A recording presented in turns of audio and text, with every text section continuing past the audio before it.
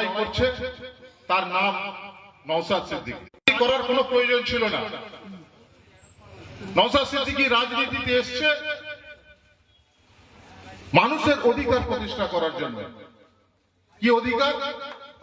নওশাদ সিদ্দিকী রাজনীতি করার আগে নওশাদ সিদ্দিকীর বড় ভাই আব্বাস সিদ্দিকী একটা অরাজনৈতিক সংগঠন চালাতেন এবং সেই সংগঠন চালাতে গিয়ে দেখেছিলেন যে শুধু এই সংগঠন চালিয়ে মানুষের উপকার করা যাবে না এবং অধিকার প্রতিষ্ঠা করা যাবে না, মানুষের জন্য অধিকার কাড়া যাবে না, মানুষের জন্য কাজ করা যাবে না। তাহলে কি করতে হবে? একটা রাজনৈতিক দল তৈরি করতে হবে, যে দলের মাধ্যমে, যে দলে সবাইকে জুড়তে হবে, আপামর বাংলাবাসীকে জুড়তে হবে এবং আমাদের নিজেদের বিধায়ক তৈরি করে বিধানসভায় পাঠাতে হবে, পঞ্চায়েত গঠন করতে হবে, পঞ্চায়েত সমিতি গঠন করতে হবে, জেলা পরিষদ গঠন করতে হবে। তবে মানুষের অধিকার প্রতিষ্ঠা করতে পারবো এবং সেই লক্ষ্য নিয়ে 2021 সাল থেকে আমাদের এই পথ চলা। আমরা সেই আব্বাস সিদ্দিকী আমাদের যে কর্ণধার, তার আদর্শ, নওশাদ সিদ্দিকী চেয়ারম্যান, তাকে সামনে রেখে 2021 সাল থেকে লড়াই করে চলেছে। বাংলার প্রত্যন্ত গ্রামে আমরাও গেছি, মানুষের দুর্দশার কথা দেখেছি। বিধানসভার বাইরে নওশাদ সিদ্দিকী মানুষের জন্য লড়াই করেছেন, বিধানসভায় গিয়ে মানুষের অধিকার কেড়ে নেওয়ার জন্য লড়াই করছেন। পাশাপাশি আমাদেরকে অনেক বঞ্চিত হতে হয়েছে, লাঞ্ছিত হতে হয়েছে, মার খেতে হয়েছে। 2021 সালে আমাদের কর্মীদের উপর যে আঘাত নিয়ে আসা হয়েছিল কল্পনা করা যাবে না। যেভাবে ইলেকশনের পরে পোস্টপোল ভায়োলেন্সে আমাদের ছেলেরা মার খেয়েছিল, ঘর ছাড়া হয়েছিল, বুলডোজার চালিয়ে দেওয়া হয়েছিল, আমরা গিয়ে অসহায়ের মতো দাঁড়িয়েছিলাম, কিছু করতে পারিনি। আমরা বারবার বলছিলাম এই বিজেপির বিকল্প কিন্তু তৃণমূল নয়। সেদিন কিন্তু মানুষ আমাদের কথা নেয়নি। মানুষ বিজেপিকে হারাতে গিয়ে তৃণমূলের হাত ধরেছিল, আর এই বেঈমান তৃণমূল গুলো সব এখন বিজেপিতে গেছে। তাই আপনাদেরকে আবারও আমরা বলছি, আপনারা সচেষ্ট হন, সক্রিয়ভাবে রাজনীতিতে আসুন, মানুষের অধিকার প্রতিষ্ঠা করার জন্য নওশাদ সিদ্দিকীর হাত শক্ত করুন। নওশাদ সিদ্দিকী একমাত্র বিধায়ক যে মানুষের অধিকারের কথা বলে। এখানে কোনো অস্বচ্ছতার জায়গা নেই, এখানে কোনো দুর্নীতির জায়গা নেই। তাই আজও মেরুদণ্ড খাড়া রেখে 2026 সালেও তিনি বিধানসভায় গেছেন। মমতা বন্দ্যোপাধ্যায় চেষ্টা করেছিলেন, মমতা বন্দ্যোপাধ্যায় শওকত মোল্লার মতো একজন লিডারকে দাঁড় করিয়ে তাকে হারানোর চেষ্টা করেছিলেন এবং সব থেকে বেশি চেষ্টা করেছিল যাতে ভাঙড়ের সিটটাকে হারানো যায়, কিন্তু নওশাদ সিদ্দিকীকে হারাতে পারেননি। তিনি বিজেপি থেকে বেশি যার বিরুদ্ধে লড়াইয়ে সচেষ্ট ছিলেন সেটা নওশাদ সিদ্দিকী। তারপরেও মানুষের আশীর্বাদে সে এবারেও বিধানসভায় গেছে এবং এখনো পর্যন্ত এই যে গুন্ডা দমন বিল যেটা সরকার নিয়ে এসছে তার বিপক্ষে লড়াই নওশাদ সিদ্দিকী করছে। এই যে বিলটা সরকার পাস করেছে, এটা কি বিল জানেন? এটা গুজরাটে অনেক আগেই মোদী সরকার চালু করে দিয়েছে, যেখানে যে কোনো মানুষকে সরকার বিনা কারণে 1 বছর পর্যন্ত কাস্টডি নিয়ে রাখতে পারে, তার কোনো বিচারের ব্যবস্থা করা যাবে না, তাকে আপনারা ছাড়িয়ে নিয়ে আসতে পারবেন না। 1 বছর পর্যন্ত একটা মানুষকে জোর করে কারাগারে রাখতে পারে। এর বিরুদ্ধে নওশাদ সিদ্দিকী কিন্তু ভোট দিয়েছেন, কারণ এই যে আইন, এই আইন মানুষের পরিপন্থী, জনগণের পরিপন্থী, সংবিধানের পরিপন্থী। আগামী দিনে আমাদের আরো অনেক লড়াই আছে, যে লড়াই আপনাদেরকে সঙ্গে নিয়ে করতে হবে। বিগত দিনেও আমরা করেছি, আমরা ওয়াকফের বিরুদ্ধে লড়াই করতে গেছিলাম, আমাদেরকে রাজপথে আটকে দিয়েছিল, করতে দেয়নি। এবং সেদিনও মমতা বন্দ্যোপাধ্যায় অনেক কিছু বলেছিল যে যারা ওয়াকফের বিরুদ্ধে লড়াই করবে তারা তার সব থেকে বেশি শত্রু হবে। ওয়াকফ বিল পাস হয়ে গেছে, ভারতবর্ষে ইউনিফর্ম সিভিল কোড চালু হবে, আপনাদের অধিকার মুসলিমদের অধিকার, মুসলমান যে আইন সেটা আর পরিচালিত হবে না। ভারতবর্ষে এক আইন, এক দেশ এক আইন লাগু করার জন্য এই বিজেপির যে সমস্ত পার্লামেন্টের মেম্বার গুলো আছে তাদেরকে ফাঁকিয়ে আবার নিয়ে যাওয়া হয়েছে এবং তারাও বিজেপির সঙ্গে জয়েন করেছে। এর বিরুদ্ধে আপনাদেরকে রুখে দাঁড়াতে হবে, মানুষকে চিনতে হবে এবং আপনাদের এই মানুষকে চেনা যদি সঠিকভাবে না হয় তাহলে আগামী দিনে আপনাদেরকে ভুগতে হবে। ভারতবর্ষে যে রাজনৈতিক দলটা মোদী সরকার এতদিন ধরে আছে মাত্র 35% ভোট নিয়ে আছে, জানেন? তাহলে 35% ভোট নিয়ে যদি একটা সরকার সেন্টারে থাকতে পারে, ভারতবর্ষের 65% মানুষ তার বিরুদ্ধে, কিন্তু তারপরেও কি করে হচ্ছে এটা আপনাদেরকে বুঝতে হবে, এই ইকুয়েশনটা বুঝতে হবে। মানুষ কখনোই এই ধর্মের ভিত্তিতে রাজনীতি চায় না, মানুষ চায় মানুষের কাজের জন্য রাজনীতি করা। কিন্তু বর্তমান পরিস্থিতিতে বাংলা তথা ভারতবর্ষের রাজনীতিটা সরাসরি দুটো মেরুতে পরিচালিত হচ্ছে। মানুষকে মানুষের বিরুদ্ধে লাগিয়ে দেওয়া হচ্ছে। এই কদিন আগে বারুইপুরে যে ঘটনাটি ঘটলো, একটা বাচ্চা শিশু ধর্ষণ হয়েছে এবং তার পরিপ্রেক্ষিতে একটা গণপিটুনি দিয়ে একজন মারা গেছে। আমাদের মুখ্যমন্ত্রী যে কথা বললেন শুনে অত্যন্ত হতবাক হলাম। মুখ্যমন্ত্রী বললেন যে এই গণপিটুনিটাও কারো দ্বারা প্ররোচিত। আমরা এগুলো কেউ বলবেন আশা করি না, কারণ কোন ঘটনায় এখানে জাত বা ধর্ম বর্ণ বিচার করা যায় না।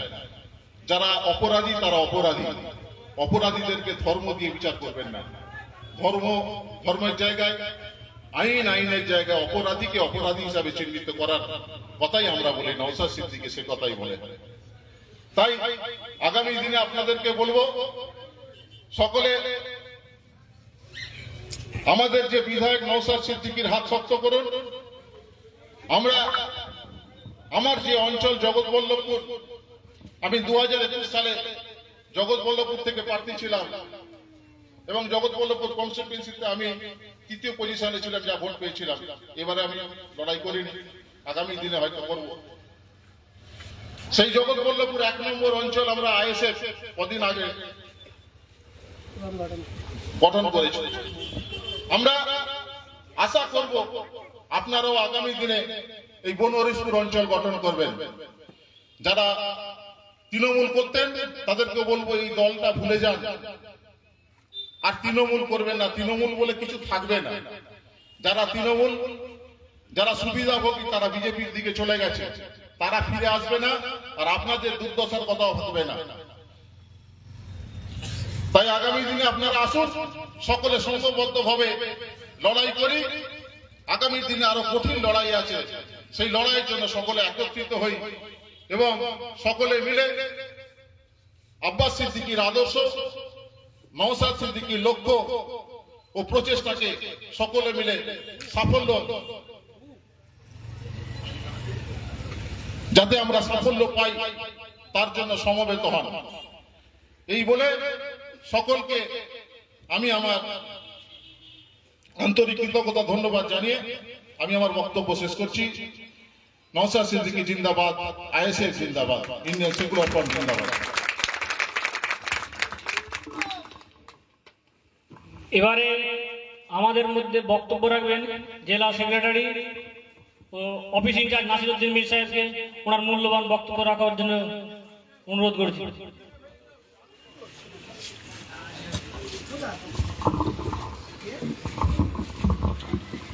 উপস্থিত এই বনহরিশপুর বাজারের যারা আছেন, আমার সামনে অনেক মুরব্বী রয়েছেন, দাদা ভাইরা রয়েছেন। মাইকের আওয়াজ যতদূর যাচ্ছে আমি সবাইকেই আন্তরিক অভিনন্দন জানাবো, শুভেচ্ছা জানাবো, ধন্যবাদ জ্ঞাপন করবো এখানকার যে অঞ্চল কমিটি, মারুফ ভাই বা আসিফ ভাই, যারা এই একটা প্রতিবাদ ছোট্ট অনুষ্ঠানের কর্মসূচি করেছে, একটা সুন্দর বার্তা পৌঁছে দেওয়ার একটা ব্যবস্থা করেছে। তার জন্য আমি ধন্যবাদ জ্ঞাপন করব। মাইকের আওয়াজ যাদের কাছে যাচ্ছে সেই বাড়িতে মায়েরা আছেন, আমি দলের কিছু কথা, ভাইজানের কিছু বার্তা আপনাদের কাছে পৌঁছে দিতে চাইছি।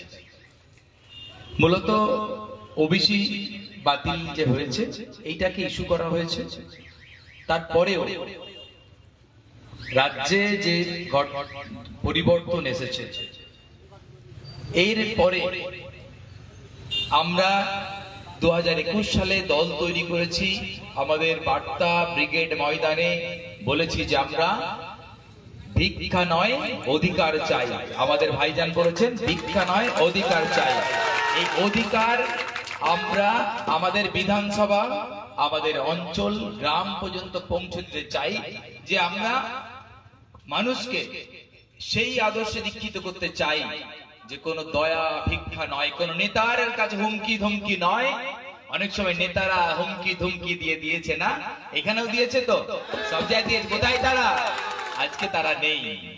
বাংলার যুবরাজ কোথায়? সে যুবরাজ আরে যে রাজপুত্র করে বাংলাকে যেন দখল করে দিতে হবে। আর নওশাদ সিদ্দিকীকে ভাঙড় থেকে হারাতে হবে। তোমরা ভাঙড় হারাতে চেয়েছো, তাই তো? বাংলা থেকেই হেরে গেছো, তাই তো? ভাই নওশাদ সিদ্দিকী, আব্বাস সিদ্দিকী কি এমন করেছে? বাংলাকে নতুন রাজনীতির দিশা দেখিয়েছে। হ্যাঁ, বাংলার আনাচে কানাচে আপনি প্রান্তে ঘাটে বাটে চলে যান, কি জিজ্ঞেস করবেন যে নওশাদ সিদ্দিকী মানুষটা কেমন? সে যে দলের হোক, যে পার্টির হোক, যে জাতের হোক, যে ধর্মের হোক, যে শ্রেণীর মানুষ হোক না, সে বলবে যে রাজনীতি যদি করতে হয় নওশাদ সিদ্দিকীর থেকে শেখা দরকার। এটা দেখিয়ে দিয়েছে বাংলাকে।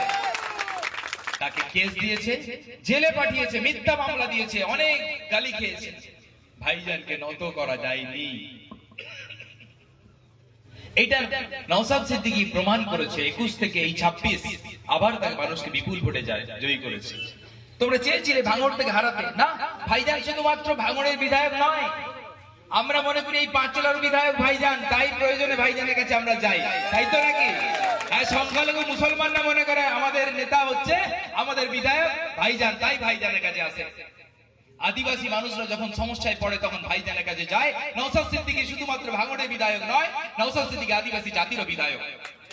ভাইজান কুর্মীদের হয়ে কথা বলে, দলিত শ্রেণীর হয়ে কথা বলে, প্রান্তিক মানুষদের হয়ে কথা বলে। নওশাদ সিদ্দিকী বলেছেন, হ্যাঁ তার একটা পরিচিতি আছে।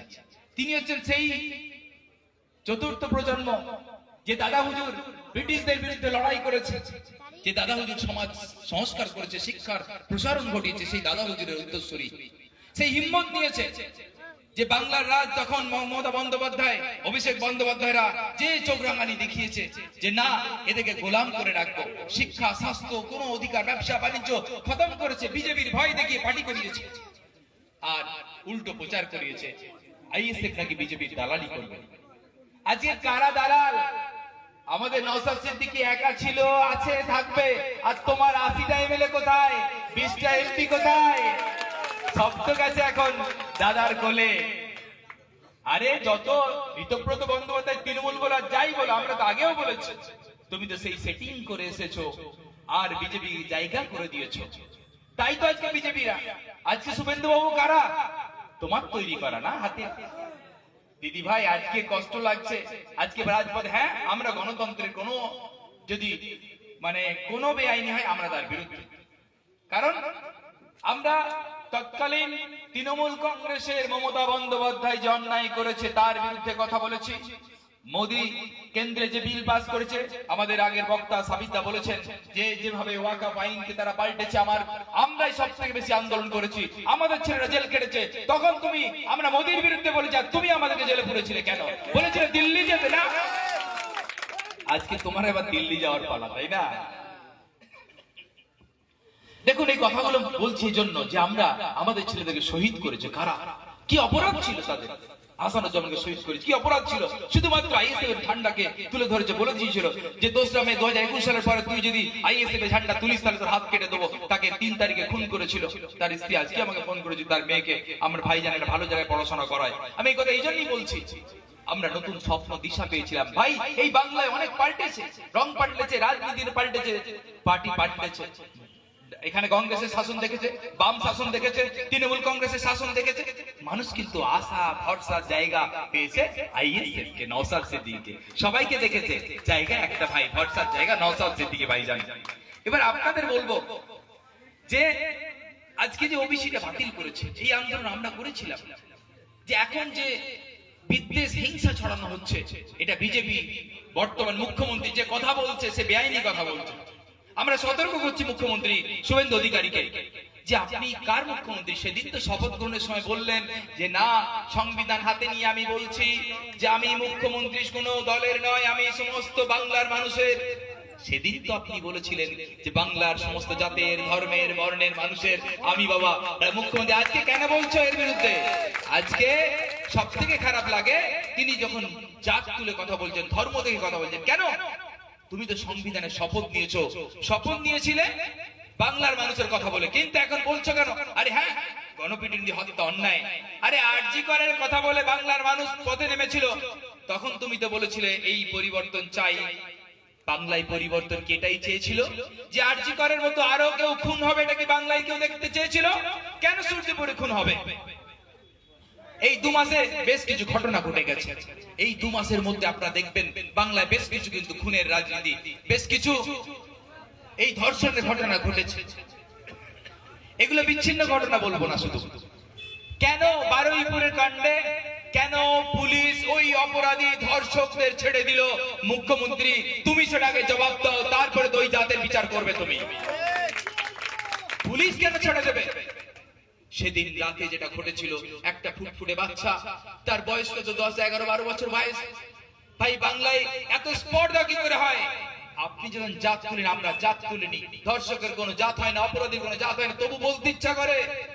যারা বিদ্বেষ ছড়াচ্ছে সংখ্যালঘু মুসলমানদের বিরুদ্ধে, যারা হিংসা ছড়াচ্ছে, বিদ্বেষ ছড়াচ্ছে, তারাও কিন্তু এর পিছনে উস্কানি দাতা হিসাবে দেখতে চায়। আপনি যেমন বলছেন গণপিটুনি হত্যা, অবশ্যই আমি এর জন্য মর্মাহত। সত্যি বিনা অপরাধে কেউ যদি আইন তুলে নিয়ে কাউকে খুন করে সেটা অবশ্যই অপরাধ। কিন্তু আপনি ধর্ষকদের বিরুদ্ধে যতটা বেশি সোচ্চার হচ্ছেন, আপনি রাজনীতি করার জন্য দেখাতে চাইছেন যে ধর্মের রাজনীতি করছেন। পরিবর্তন চেয়েছিল, আপনি হিন্দু জাতিকে ভালোবাসেন তাই না? আপনি বলেছিলেন তো যে এই করব সেই করব। আচ্ছা হ্যাঁ, আচ্ছা হাওড়া ট্রেন স্টেশনে যারা ফুটপাতে, হকারে, ট্রেনে, রেলে যারা থাকে তারা কারা ভাই? তারা হিন্দু নয়? শিয়ালদা স্টেশন চত্বরে যারা হোটেল দিয়েছে, গরিব মানুষ ভাই, দেখেছি অনেক পরিবার নিয়ে, তার স্ত্রী স্বামী নিয়ে, ছেলেকে নিয়ে কাজ করে, একটুখানি রান্না করে কিছু ব্যবস্থা, হোটেল ছোট্ট একটা কিছু মানে রাস্তার পাশে বসে কি হয় ভাই, একটা সততার সঙ্গে ইনকাম করে তার সংসার চালায়। ভাই এ রাজ্য তো কাজ দিতে পারেনি, আমাদের বেকার ছেলেদের কাজ দিতে পারেনি, চাকরি দিতে পারেনি, খেটে খাবে। তাদের যখন ভোট নেওয়ার আগে তুমি হিন্দু বলেছিলে খুব। আজকে বাংলায় লক্ষ লক্ষ হকারকে যখন উচ্ছেদ করে দিচ্ছ, তাদের পেটে লাথি মারছো, তখন তারা হিন্দু নয়, তখন হকার হয়ে গেছে, তখন হকার হয়ে গেল। তাহলে তোমার স্বার্থ ফুরিয়ে গেছে। আমি এখানে বলবো, এই মাইকের আওয়াজ অনেক দূর যাচ্ছে বা আমার হয়তো মিডিয়ায় যাবে, আমি হিন্দু ভাইদের বলবো, ভাই বাংলা শত শত বছর ধরে সম্প্রীতির বাংলা আছে। আমরা এই বাংলা থেকে ছেড়ে যাইনি। গর্ব করে বলতে পারি দাদা হুজুর স্বাধীনতা সংগ্রামী ছিলেন, তিনি ওপার বাংলায় চলে যায়নি, পাকিস্তানে চলে যায়নি, এই বাংলায় ছিল, ভারতে ছিল। তিনি আজ তার উত্তরসূরি রয়ে গেছে, প্রমাণ করে যে আমরা দেশকে ভালোবাসি। আমাদেরকে দেশভক্তির, দেশকে ভালোবাসার প্রমাণ তুমি মুসলমানদের কাছ থেকে চাইছো। মুসলমানরা সেদিন পাকিস্তানে চলে যায়নি, এই বাংলার আবার দাদুকালীন থেকে আমরা এখানেই আছি, ব্রিটিশদের বিরুদ্ধে দাঁড়িয়েছি, এখানেই ছিলাম। আজকে তুমি বাংলাদেশি দেখাচ্ছ আমাদেরকে, আজকে তুমি পাকিস্তানি দেখাচ্ছ, ঘুষপেটিয়া দেখাচ্ছ। এটা ধরা দেখাতে তোমাদের 27 লক্ষ মানুষকে বাদ দিয়েছো, তারা বৈধ ভোটার। আরে তার অন্য ভাই আছে, বাপ আছে, মা আছে, ভোটার আছে, আর একজনকে বাদ দিয়ে দিলেন, কি যুক্তি তোমার? হ্যাঁ লজ্জা লাগছে, নাম তোলা যাবে না, কারণ যখন দেখবে 27 লক্ষের মধ্যে 26.5 লক্ষ মানুষের নাম উঠে গেছে, তাহলে বলবে তাহলে এদের বাদ দিয়ে ভোটারকে বাদ দিয়ে অন্যায় হয়েছে, প্রমাণ হয়ে যাবে। তাই তো তোরা নাম তুলতে চাইছো। আমরা আজকে যেটা বার্তা দিতে এসেছি যে দেখুন, হীনমন্যতার কোনো জায়গা নেই। এই দেশটা আমাদের, এই দেশকে আমরা সবাই মিলে, হিন্দু, মুসলমান, দলিত, আদিবাসী, বৌদ্ধ, খ্রিস্টান, সবাই মিলে আমরা কিন্তু লড়াই করে দেশটা আজাদ করেছি। এই আজাদির ভাগ আমরা সবাই নেব। একটা সংসারের, একটা পরিবারের যদি সম্পত্তি থাকে, তার সন্তান সন্ততি যেমন ভাগ পায়, এই দেশের চাকরিতে, ব্যবসাতে, সমস্ত জায়গায় আমাদের ভাগিদারি আছে। ভাগিদারি নেব, এটা রাজনৈতিক ভাবে নেব, গণতান্ত্রিক প্রক্রিয়ায় নেব, কেউ বঞ্চনা করতে পারবে না। ওবিসি সংরক্ষণ বাতিল করেছো তোমরা, লজ্জা লাগা দরকার ছিল শুভেন্দু অধিকারীর।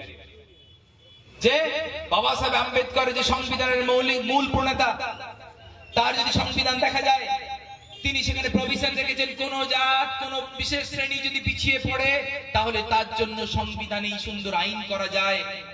আমি এটা সহজ করে বোঝানোর চেষ্টা করছি, বিষয়টা আমরা অনেকে বুঝি না। ওবিসি মানে আদার ব্যাকওয়ার্ড ক্লাস, এটা একটু সহজ করে বলছি। সংরক্ষণটা আমরা বুঝি না, কেন বাতিল হয়ে গেল, কি ক্ষতি হবে এর মধ্যে। দেখুন, আমরা বাসে উঠি, ট্রেনে উঠি, তো বাসে উঠে দেখবেন সরকারি বাসেও রিজার্ভ সিট থাকে, লেখা থাকে এটা এটা মহিলাদের জন্য সংরক্ষিত। আবার লেডিস কামরা আছে না, উঠে পড়লে ফাইন হবে, কারণ মহিলারা দুর্বল হয়।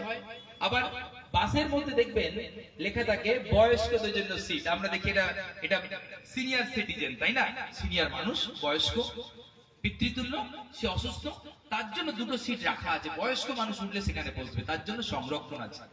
লেখা থাকে যে, এখন আমরা বলি হ্যান্ডিক্যাপ কথাটা বিজ্ঞানগতভাবে ঠিক নয়, কাউকে ছোট করা হয়, সেজন্য বলা হয় বিশেষ ভাবে সক্ষম।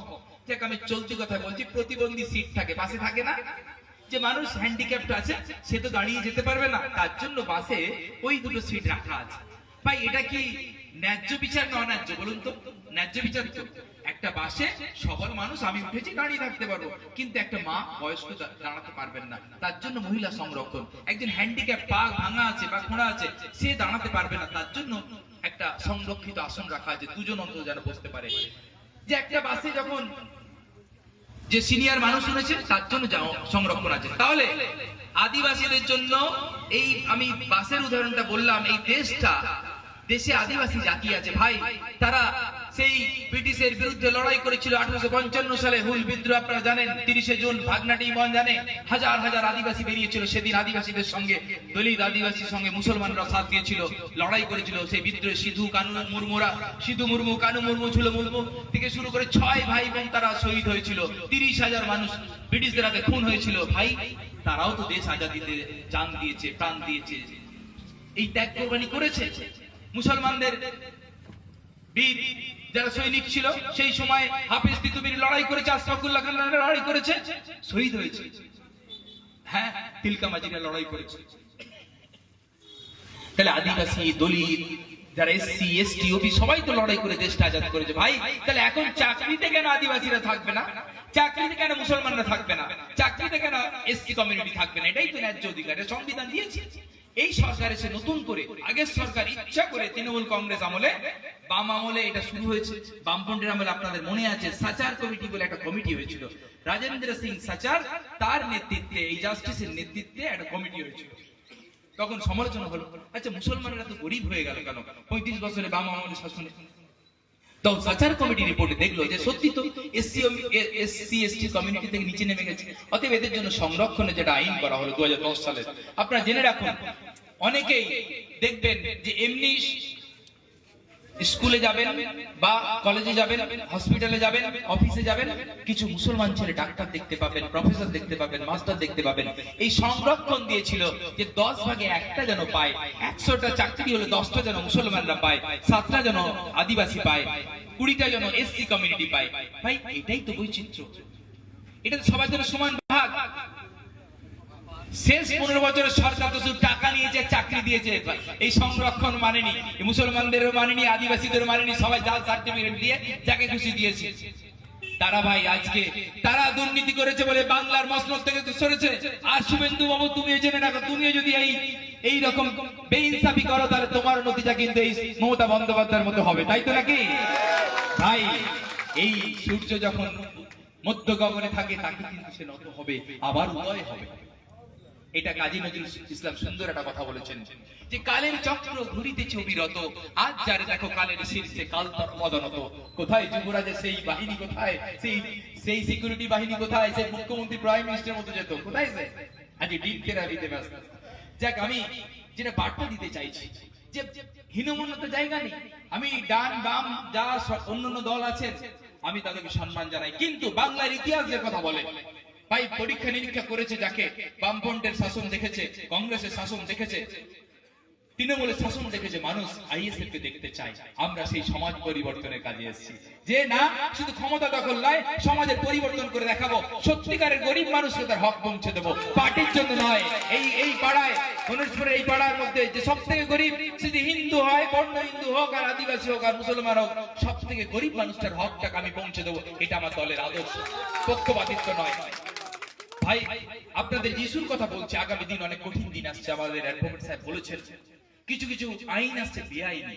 বেআইনি মানে আইনটাই বেআইনি। ওরা বলছে যে হকারকে উচ্ছেদ করছে, এটা নাকি আইন মতো করছে, যে ঠিক আছে তুমি অবৈধভাবে আছো, আচ্ছা আইন আছে 15 বছর মানুষ যদি একটা জায়গা থেকে রুটি রুজি করে খায় তাকে উচ্ছেদ করতে পারবে না। ভাই পাশে একটা ব্যবস্থা করে দাও, তুমি সেটা না করে যার তার বিল্ডিং ভাঙতে চলে যাচ্ছে, যাকে তাকে তুমি গ্রেফতার করবে বেআইনি ভাবে। ভাই একটা সময় জেনে রাখবেন যে মানুষই কিন্তু শেষ কথা বলে। আইন এই যে তুমি এখন আনছো, মানুষ তোমার পক্ষে ভোট দিয়েছে বলে কালকে কিন্তু রং বদলালে তুমি যে ভাবছো যে আমার আজীবন ক্ষমতা নয়, মানুষ পাল্টে দিতে পারে। এই পঞ্চায়েতের কথা বলে দেয়, অনেক কিছু ঘটেছে একদম বাংলার মসনদ থেকে আর এই পঞ্চায়েত পর্যন্ত বলে দিই, মানুষ কিন্তু শেষ কথা, মানুষই তাকে ক্ষমতার নেতা বানায়। কারা? প্রধান কে বানায়? মানুষ বানায়। নেতা কে বানায়? মুখ্যমন্ত্রী কে বানিয়েছে? বাংলার মানুষ বানিয়েছে। তুমি যদি ভাবো সেই আগের মতো যে আমি কাউকে আর পরোয়া করিনি, আইনের শাসনের নামে বেআইনি চালাও, মানুষ কিন্তু ছেড়ে কথা বলবে না। কারণ একটা কথা বলে দিই, বাংলার মানুষ কিন্তু দেখুন এই বৈচিত্র্যের মধ্যে ঐক্যটা আছে। আমরা অনেক রঙের পোশাক পরি, অনেক ধরনের খাবার খাই, আমাদের এই দেশটা এত সুন্দর দেশ, বৈচিত্র্যের মধ্যে ঐক্য, এত ভাষায় কথা বলে। আপনি চলে যান পাশের রাজ্যে উড়িষ্যার মানুষ উড়িয়া ভাষায় কথা বলে, বিহারের মানুষ হিন্দি ভাষায় কথা বলে, বা আপনি চলে যান তেলুগু ভাষায়, মালায়ালাম, বিভিন্ন ভাষা আছে, তো আমরা একসঙ্গে আছি তো, এটাই তো বৈচিত্র্যের মধ্যে ঐক্য। তাহলে বিভিন্ন জাতিগোষ্ঠী তো এই দেশে আছে, থাকবে, তাহলে তোমরা কেন এক দেশে এক আইনের নামে এই বৈচিত্র্য ধ্বংস করতে চাইছো? আমার কথা বুঝবেন, হিন্দি ভাষাকে আপনি চাপিয়ে দিতে চাইছেন। ভাই মাতৃভাষার জন্য কিন্তু অনেক লড়াই করেছে। আজকে যখন বাংলায় কথা বলছে বলে অন্য রাজ্যে আপনি বাঙালিদেরকে বাংলাদেশি বলে আক্রমণ করছেন, আর বিজেপি মদত দিচ্ছে, তাদের উদ্দেশ্যে বলছি এই দেশটা কিন্তু বৈচিত্র্যের মধ্যে ঐক্য, মানে সমস্ত জাতির মানুষ আছে, সমস্ত ধর্মের মানুষ আছে, অন্য ভাষাভাষী মানুষ আছে। এটা দেশের সংবিধান আমাকে দিয়েছে, পার্সোনাল ল আমার হক, এটা সংবিধান আমাকে দিয়েছে। যে মাদ্রাসা তৈরি করবো এটার অধিকার আমার সংবিধান দিয়েছে। শুভেন্দু বাবু আপনি মাদ্রাসার নামে বিদ্বেষ ছড়াতে পারবেন না, এর অধিকার আপনার নেই। এটা জেনে রাখুন, সেদিন মাদ্রাসার ছেলেরাই কিন্তু ব্রিটিশদের বিরুদ্ধে লড়াই করেছিল। দাদা হুজুর যে বক্তব্য করেছিল সেটা প্রাথমিক শিক্ষা অঙ্গন ছিল তখন। আপনি ভুলে যাবেন না, হরিচাঁদ ঠাকুর, গরিচাঁদ ঠাকুর মাদ্রাসায় পড়েছেন, এখনো বহু শতাংশ হিন্দু ছেলেমেয়েরা মাদ্রাসায় পড়ে। এখানে একটা মাদ্রাসা আছে, মাদ্রাসার মাস্টাররা হিন্দু আছে। ভাই ওটা স্কুলের মতো, আমি একটা স্কুলে পড়াই ভাই, আমি মনে করি যে কোনো পার্থক্য নেই, আরবি একটা বই পার্থক্য আছে। কেন মাদ্রাসা নয় বিদ্বেষ ছড়াচ্ছে?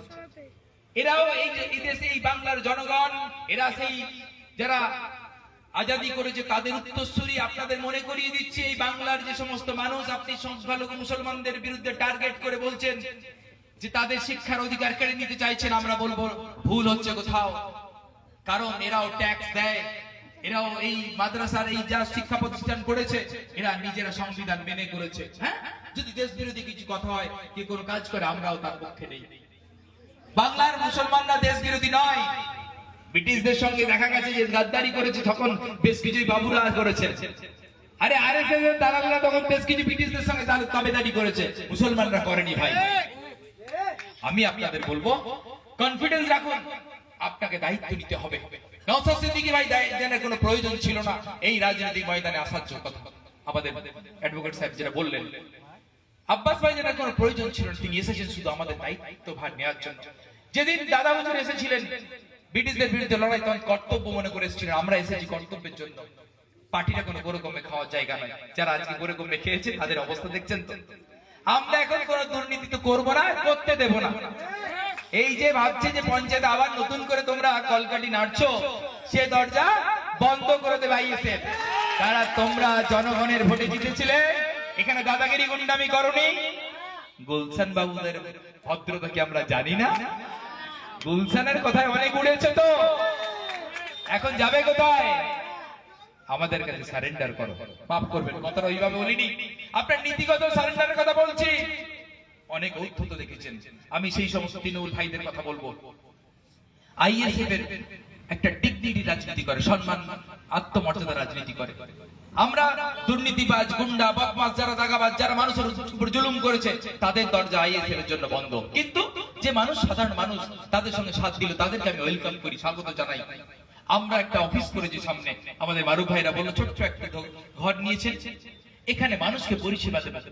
আমি পঞ্চায়েতের সামনে যেখানে থাকবে সেখানে রাজনীতির জন্য নয়, গ্রামের গরিব মানুষ যে কোনো জায়গায় মানুষ ফর্ম ফিল আপ করতে পারেনি, পরিষেবা পাইনি, রং দেখে বিচার হবে না, জাত থেকে বিচার হবে না, পঞ্চায়েত চলে মানুষের সত্যিকারের যারা দুর্দশা, যে প্রাপক, যার হক আছে তাকে দিতে হবে।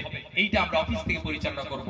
এইটা দায়িত্ব এই অঞ্চল কমিটিকে আমি নিতে বলবো, যে অঞ্চল কমিটি এটা করে দেখাবে যে মানুষকে পরিষেবা কিভাবে দিতে হয়। আইএসএফ দেখবে, একটা পয়সা নেবে না, হ্যাঁ যার সামর্থ্য আছে সে বাইরে থেকে করবে, কিন্তু সাধারণ মানুষ, খেটে খাওয়া মানুষ, গরিব মানুষের জন্য পরিষেবা বিনা শর্তে, বিনা স্বার্থে দিয়ে যাব। এটা আমাদের কর্তব্য। ভাইজান এই আদর্শ শিখিয়েছে যে শুধুমাত্র আপনার পাড়ার অধিকার নয়, হ্যাঁ এলাকার উন্নয়নের নামে যা করেছে অনেক কিছু হয়েছে, আমরা পিছনে হাঁটতে পারবো না, কিন্তু সামনে। আবারও বলছি, আমার এই অঞ্চল কমিটিকে দায়িত্ব দেব যে আপনারা বুথে বুথে কমিটি করুন, মানুষকে আহ্বান জানান যে নতুন করে আমাদেরকে শক্তি অর্জন করতে হবে, আমাদেরকে ঐক্যবদ্ধ হতে হবে। যে কারণ বাংলায় যেভাবে ফ্যাসিবাদী মাথা চাড়া দিচ্ছে, যদি এই রাজনীতি হয়, বিদ্বেষের রাজনীতি রুখে দাঁড়াতে হবে। তার মধ্যে বরুণপুর অঞ্চলকে এগিয়ে গিয়ে দেখাতে হবে যে এখানেও মানুষ পারে। হ্যাঁ, আমরা জাত ধর্ম বর্ণের উঠে উঠে মানুষের জন্য একটা অঞ্চল সুন্দর করে গড়ে দেখাবো, সেই শপথ এদেরকে নিতে হবে, আমরা দেখাবো। আমি অন্যান্য জায়গায় আমাদের কর্মী ভাইদেরকে একই উদ্দেশ্যের কথা বলে আসি যে আমার কাজ হচ্ছে যে আজকে যেমন 15 বছর ক্ষমতার মসনদ থাকার পরেও বাড়ি থেকে বেরোতে পারছে না, কারণ তাদের অনেক নম্বরই আছে, তাই না? আরে মাথা উঁচু করে যাতে বাঁচতে পারি, মাথা উঁচু করে দাঁড়াতে পারি, আজ থেকে 5 বছর পরেও ক্ষমতা থাকার পরেও যেন এখানে এসে বলতে পারে বুক ঠুকে যে হ্যাঁ আমরা যেটা করেছি গর্বের কারণ। আজকে বুক ঠুকে বলছি নওশাদ সিদ্দিকী যা করে গেছে তাকে আঙুল তোলার কোনো জায়গা নেই, এটা প্রমাণ করে দিয়ে গেছে আপনাকে। নওশাদ সিদ্দিকী বনহরিপুর অঞ্চলে ভাই এই পাড়ায় পাড়ায় আসতে পারবে না, তার পক্ষে সম্ভব। এখানকার নেতৃত্ব যারা আছেন বা এখানে অন্যান্য অঞ্চলে যারা নেতৃত্ব, তাদের দায়িত্ব নিতে হবে, বা আমাদের কর্মী ভাইদেরকে আপনাদেরকে দায়িত্ব নিতে হবে যে নওশাদ সিদ্দিকী আদর্শ আমি বাড়িতে পাড়াতে পৌঁছে দেবো। কি পারবেন? হ্যাঁ, বিপদে আপদে পাশে দাঁড়াবো। আমি শুধুমাত্র সরকারি পরিষেবার কথা বলছি না, মানুষ সাধারণভাবে বিপদগ্রস্ত হয়েছে, হসপিটাল নিয়ে যেতে হবে, আমার